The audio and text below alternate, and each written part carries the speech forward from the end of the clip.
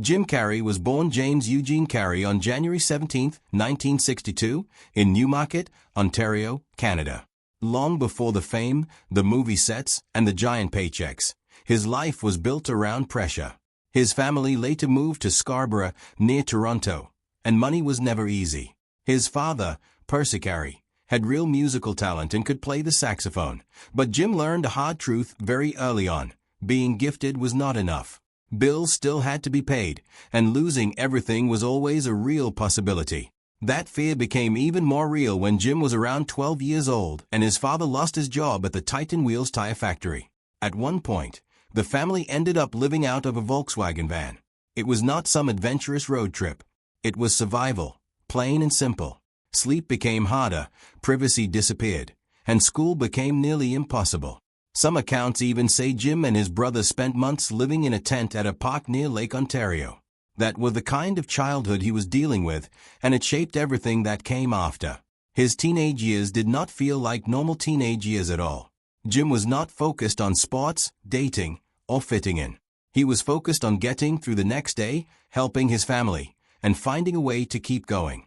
Eventually, the family ended up tied once again to the Titan Wheels factory, but this time in a different way. They got a house across the street from the factory only because they agreed to work there as janitors and security guards. Jim was still a teenager, yet he was working 8-hour overnight shifts starting around 6 in the evening, going into the early morning, and then trying to make it through school during the day. He was cleaning and working through the night, barely sleeping, then sitting in class the next day, expected to function like everything was normal. It was exhausting, humiliating, and it forced him to grow up far too early. School never had a fair chance under those conditions, and eventually, on his 16th birthday in 1978, he dropped out. Even wanting to be funny and actually succeeding on stage were two very different things, and Jim got his first brutal lesson in that when he performed stand-up at a club in Toronto at just 15 years old. He wore a suit his mother had made for him and tried to look like a real professional. But the audience did not laugh. He left the stage in silence. For most teenagers, that kind of moment would have been enough to crush the dream completely, but Jim did not walk away from it. He treated it like a painful lesson instead of a final answer. He kept studying timing, expressions, movement, and control. That early failure did not stop him. It sharpened him. Once he left school, the path got even narrower. There was no diploma, no backup plan, and no safe road waiting for him. Comedy became the thing he chose fully because there was not much else left to choose. In 1981, at just 19 years old, he left Canada and moved to Los Angeles alone to chase bigger opportunities. That move was a gamble in every possible sense. He had almost no money, no powerful name behind him, and no guarantee that anyone in America would care who he was. Money was so tight that some stories from those years describe him sleeping in his car at times. He did not move to Los Angeles for comfort. He moved because staying in the same place felt even riskier than leaving. Slowly, the work began to matter. Rodney Dangerfield noticed his act and was impressed enough to hire him as an opening act, which was a real shift. Suddenly, Jim was no longer trying to win over tiny club audiences in silence and obscurity. He was performing in front of large crowds attached to a major comedy name. He treated every one of those performances like an audition. Still, Hollywood did not welcome him right away. He auditioned for Saturday Night Live twice and got rejected both times. In 1984, he landed the lead role in an NBC sitcom called The Duck Factory, which should have been the moment everything changed. But the show ran for only a few months and then disappeared. That kind of thing can break people. You finally get something you have chased for years only to discover it is not strong enough to carry you anywhere. Through the 1980s, Jim bounced between stand-up and small acting jobs, surviving more than thriving. And somewhere in the middle of all that, in 1987, he did something strange and revealing. He wrote himself a check for $10 million for acting services rendered and kept it in his wallet, dated years into the future. He looked at it when things were rough. It sounds almost unreal, especially because in 1994 he would end up earning exactly $10 million for Dumb and Dumber. But the point was not magic. The point was obsession. He needed something solid to hold on to when the real world kept telling him no. Then, in 1990, Jim Carrey joined In Living Color, and suddenly he had the perfect place for everything that made him different. The show was a massive Fox hit, and Jim was the only white regular in the cast. He could not rely on image or status. He had to earn his place through sheer force of performance, and he did. He attacked sketches with a kind of physical madness that made him impossible to ignore. One of the clearest examples of that was Fire Marshal Bill, a character built from a rejected idea so extreme it had never had a chance on television. Jim took the twisted energy and built something unforgettable out of it. Stories from that period say he would sometimes stay in character between takes, using the same voice and the same unnerving expression, and it could genuinely unsettle the people around him.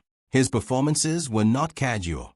He was going all the way inside these characters and dragging the audience in with him. And then came the year that changed everything. When Ace Ventura, Pet Detective opened on February 4, 1994, it was not expected to become a giant event. The film cost around $15 million to make, yet pulled in over $100 million worldwide. Critics were mixed or harsh, but audiences did not care. They watched it again and again. Less than 6 months later, The Mask arrived, earning around $350 million worldwide and showcasing a kind of physical performance that made Jim look like a living cartoon. Then before the year even ended, Dumb and Dumber opened in December and made roughly $250 million worldwide. 3 massive hits in a single year. The distance between the fake check in his wallet and reality had almost completely closed.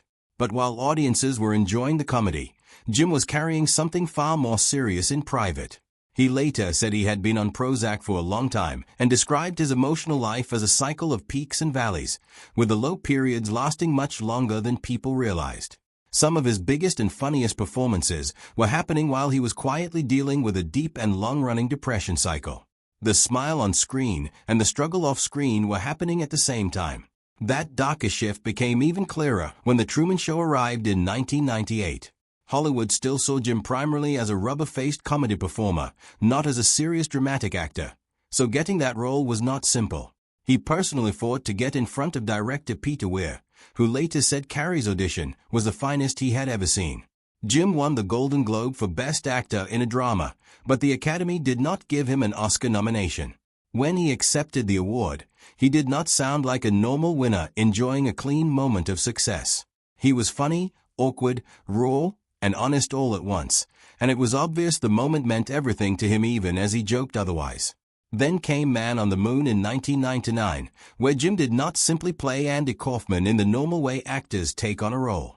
He stayed in character constantly for the entire 5-month shoot, even slipping into Kaufman's loud alter ego, Tony Clifton. People on set had to deal with him as though Jim Carrey was simply gone. It was not just dedication. It felt like a man risking his own sense of balance to disappear completely into someone else. And How the Grinch Stole Christmas in 2000 brought a completely different kind of ordeal. The makeup process took 8.5 hours on the first day, and even after the routine improved, it still took around 2.5 hours every morning and another hour to remove each night across a 92-day shoot. Jim said it felt like being buried alive, and he came close to quitting. The studio reportedly brought in a CIA expert who had trained agents to resist torture just to teach Jim mental techniques for surviving the costume process. By 2004, that emotional heaviness carried directly into eternal sunshine of the spotless mind.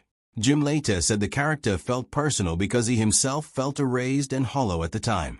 Many critics still consider it his greatest dramatic performance, and part of the reason is that the sadness on screen does not feel performed from a distance.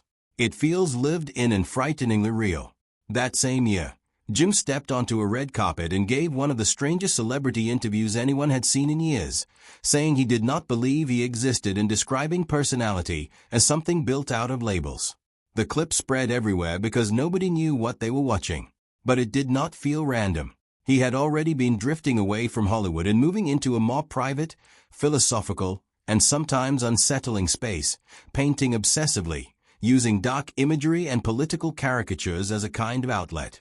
He sounded less like a comedian doing a bit, and more like someone trying to tear down the whole idea of celebrity identity entirely. After Sonic the Hedgehog 2 in 2022, Jim said he was pretty serious about retiring. He explained that after roughly 35 years of playing characters, the process had become spiritually exhausting, and he wanted to focus more on painting and real relationships. Then in November 2025, he appeared publicly to induct Soundgarden into the Rock and Roll Hall of Fame in Los Angeles. He seemed calm and grounded in a way that surprised people, nothing like the hyperactive version of Jim Carrey most of the world had built in their heads. And then came the reveal that tied everything together. Jim and a woman named Mina had first been photographed together in February 2022, leaving a charity comedy event in Los Angeles, but the images barely caused any noise at the time. For around 4 years, Jim managed to keep the relationship almost entirely outside the spotlight, something that felt nearly impossible for someone that famous. Then on February 26, 2026, while receiving an honorary César at the 51st César Awards in Paris, he delivered part of his speech in French and then said simply, "I love you, Mina." The room went quiet before reacting strongly, because this was not some vague thank you. It was a clear public confirmation of a relationship that had been hidden for years. And the details around that moment made it even more telling. Mina was not sitting somewhere in the crowd. She was seated with Jim's daughter and his grandson, which suggested this was not a new romance or a casual appearance, but a relationship that had already been accepted in private long before the public ever heard about it. In a life filled with noise, chaos, and loss, Jim Carrey had quietly found something real and kept it entirely to himself until he was ready to say so.